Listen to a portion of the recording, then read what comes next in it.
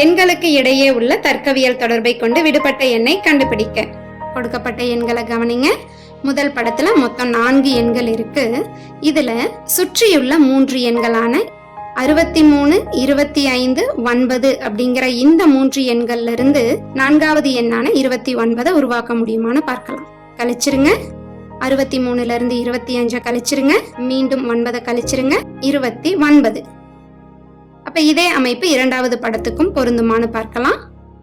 கழிச்சிருங்க.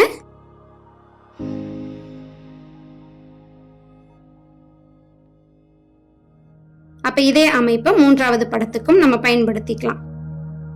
கழிச்சிடலாம்.